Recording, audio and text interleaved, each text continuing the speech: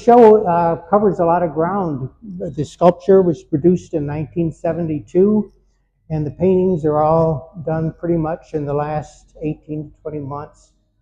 Um, I had been painting before doing sculpture, but my first wife brought a bag of clay home from her ceramics class, and I got into that, and before I knew it, 40 years had passed that I'd been doing sculpture. And just at the beginning of this century, decided I wanted to do more complex compositions and went back to painting and been doing that ever since. But I've had this in storage, and I thought it was time to bring it out, given the political climate in the country and women's liberation, which is the basic theme behind it, titled My World. And I thought it's going to dominate the show. It's out in the middle here, and it is bigger than anything else. So I've tried to connect it with the rest of the show by I just recently did these two small paintings over here to kind of connect it with the rest of the show visually, working in what is my current style with paintings. With a lot of the paintings, I'm very interested in contrasts, and if I can put warm colors in front of cool colors, that I feel like it's working visually, but it also is making a statement that contemporary fashion, this is an image out of a fashion magazine where a lot of the current imagery has come from, and those warm colors juxtaposed against the cool, restful colors of the whale in the background, that it says two different things, and so they're a contrast in that way. Some of the paintings have a mechanical image in front of an organic image, usually human, and they are saying two different things to me. I think that life is as well, I can't speak for other people, but for me, life has had a lot of contrasts. My father worked in steel mills in Detroit, where I grew up, and it used to be called Motor City, not so much anymore, but at that time, it was all steel mills and automobile factories, and it was a very tough world. My father was active in the unions. He would be one of the people when there was a strike. He was up there on the picket line with his baseball bat doing unpleasant things. And at the same time, my mother played the piano. She got me my first library card. She took me to an art museum when I was 8, the Detroit Art Institute. And so I was kind of bounced back and forth between these contrasts. And it seems like that's what my life has been about, is these contrasts. And I think that, I don't know if it's nature or nurture, if it's something that you inherit different aspects of your personality genetically, or if you pick them up through your environment. I just, I kind of accept that this is what has happened, that I remember the pleasant memories of my mother reading to myself and my sisters. And a cold winter night, we'd be sitting in our pajamas, maybe with a cup of hot chocolate, and she's reading stories from the Bible, or some of the classics like Little Women and Moby Dick and whatnot. And she'd be playing the piano, and my sisters might sing along with her. And if she was playing any pop tunes, but she also played Brahms, Schumann, and I picked up my own tastes, I know, from the classics at that time, that I held on to that. And even though I've added to all of that and have continued to try to keep my life open during that time, as an adult, my work obviously became more sensual than when I was a little boy. That's an aspect of it. But I like warm colors against cool colors, and I've tried to use them to express different things, like the contrast between the warm colors in the leather coat and the whales in the background. I try to imagine, are those whales thinking anything? But it's cool and dark down there, and it's definitely a different atmosphere than the kind of heated, hurried environment of the fashion world. And a lot of the garments that I have on some of the models are, out of very current fashion magazines. And what's interested me is the patterning on them, that they have a function, but at the same time that they're saying something different. And like this one, and the ad copy in the magazine was "We love florals," and indeed, there's a floral pattern there that has nothing to do with the function of the magazine. So that the garments, I like the idea that the garments have a multiple function, that they are doing, what clothes are supposed to do, but at the same time, they're making a statement about the person that's wearing them. And so in that way, that the paintings are making a statement about who I am, what my thoughts are. Some of these toys are like antique toys. Most of them are antique toys that I didn't have when I was a boy. I might have liked to, but I didn't. And so as an adult, have put together a collection of antique toys. I have cabinets full of these little tin wind-up toys that I like, and I've used them for models. Growing up in Detroit, as I said, it was called the Motor City, and gas station signs were like the Flying A and Mobile are both something that I grew up with. I mean, those are part of my environment, and I've held on to those images all of that time, juxtaposed them with contemporary fashion images. This lady over here, you may have seen her in a movie recently. Her name is Zendaya, and I have her in a pink dress over here, in the right at your shoulder level over there. That's also Zendaya. And the lady in the blue here with the enlarged face in front of her is Zendaya. So I'm finding a lot of images in current fashion magazines. The one just up above it, titled S, was from a fashion shoot that I found, and at the same time I put it together with I looked at that figure, and it is Zendaya, and she's a personality, and she's wearing a garment, but at the same time there's an overall shape to it, so there's different levels. The one just to the right of that, with the butterflies and the stars, to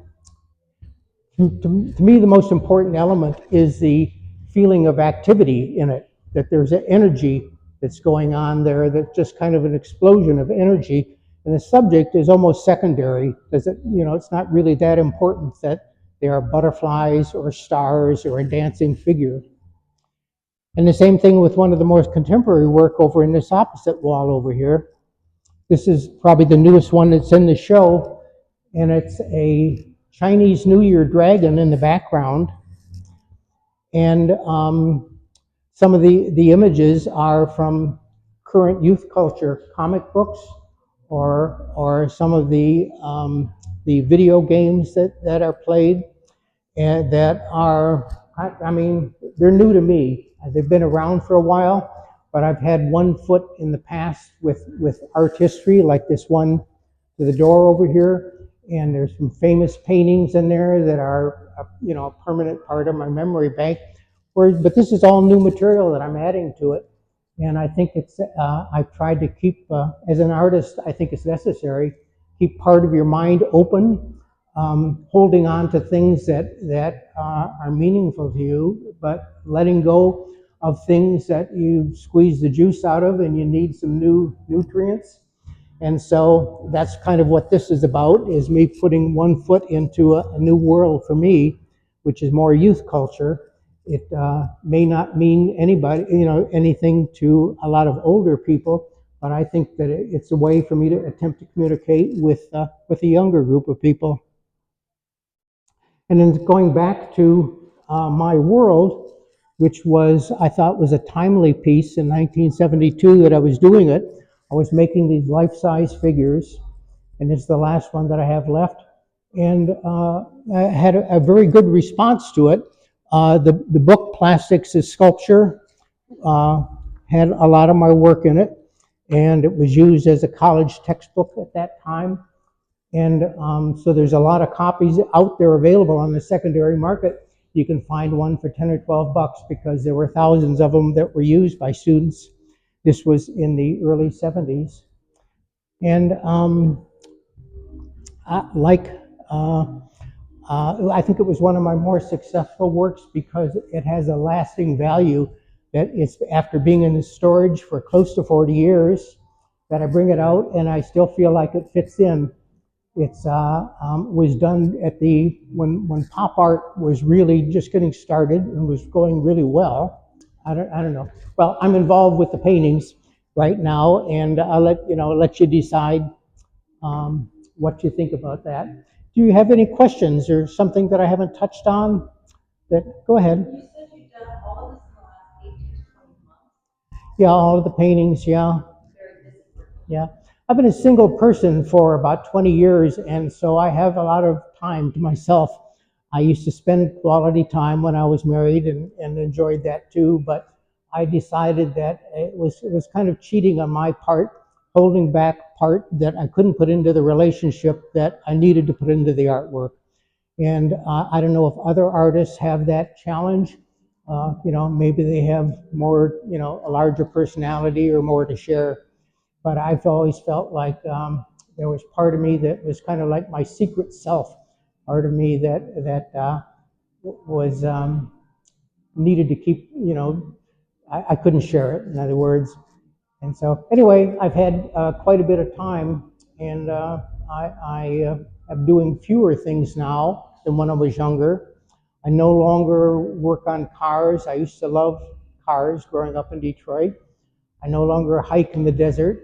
That's partially because of my age. I'm 86 now, and other things. But I'm doing fewer things, but I think I'm doing them more intensely, and trying to maximize whatever I'm going to get out of this part of my life.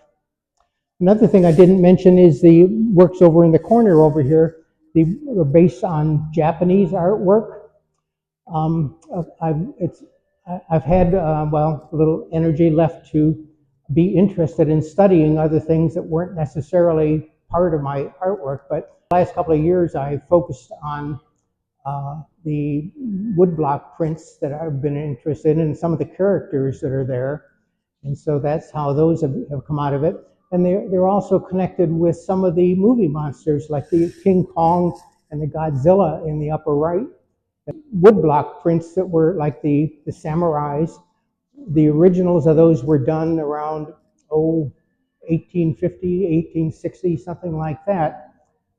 And the manga artists that are working now and the cartoonists are using those as sources that they have had a lasting value. So anyway, that's kind of it. Unless you have some more questions, there's a lot of things that are interconnected in the show where one thing has led to another, and it feels like, in a sense, it all feels like one large work to me. And that's pretty much what I have. Unless, like I said, unless you have a few more questions. Oh, you do. What about this theme of feminine females?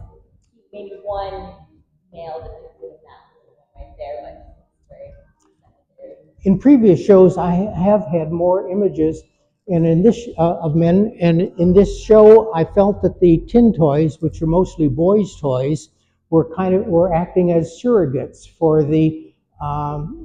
In the past, traditionally, it was men who were more in mechanical trades and engineering as well as manual work. And so I've used those as stand-ins in the same way as the fashion models, which sometimes are like superheroes, the equivalent of the comic book superheroes, where those fashion models are larger than life. Somebody like Zendaya is just too beautiful to be real. And so they're both the foreground and the background figures are kind of stand-ins for what I want to say about the separation between the sexes and masculine and feminine drives. And you can, read a lot of things into them. The little thought balloons that I put up above them are calling afterthoughts, where sometimes I've enjoyed working on a particular subject, and when it's done, I feel like, gee, I'm kind of sad. I want to stay with this a little longer. So I did the offsets as or afterthoughts as a way of extending the experience. And each one of those represents an experience. Some people travel and they come back with a lot of photographs from, where they've been.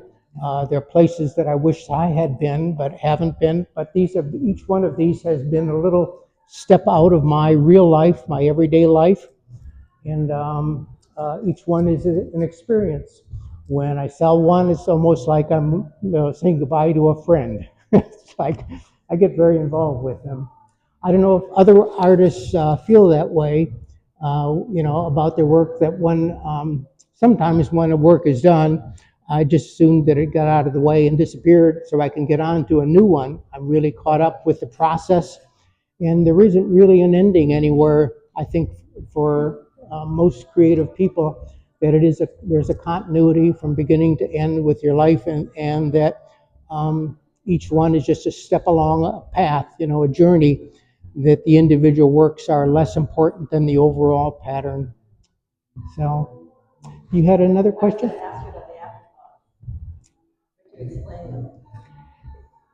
Yeah. So they are separate, and I hope that they could stand by themselves. That there's enough information in them that they might. I've just picked out some areas that I thought were indicative of the larger work, like this little one up here has a little bit of skin, a little bit of hair, a little bit of polka dots, and it's the process of making those polka dots turn from circles into ovals as they go around a corner. Those are interesting things on one level to work with. That's aside from the basic theme of the masculine and feminine relationships, and that the masculine element in it seems to be more aggressive. It's driving right out of the picture, and so visually, that's a little clue that's supposed to say something. Whether it does to anybody or not, I'm not sure. When you sell the piece, do you sell the afterthought with it, or do you keep I think they could go together as a set or separately. I mean, you could talk to Am about that, and I'm not sure what kind of, if he has a preference, but I'm sure he'd prefer to sell the whole. Yeah. Well, they are nice little works by themselves. Yes. But the fact that they're having this little tail that, like a thought balloon in a cartoon, I mean, that's what it's derived from. That you could probably put that above an unrelated image, and it might still make sense, as though it were a little thought balloon that a character were thinking or saying. The previous show in 22, I had more like the one with all the flowers over here, and it had a little one that I'm calling as a offset rather than an afterthought, that it doesn't have the little tail, but it is doing basically the same thing, but it is not quite so specifically. It could stand alone more readily than these ones with the little thought tail coming out of them. So you'd have to decide yourself, if you want to have one. I've had this one hanging actually in my corridor, my home, for several months, all by itself, away from the larger painting, and I thought it worked just fine. So. Thank you for listening.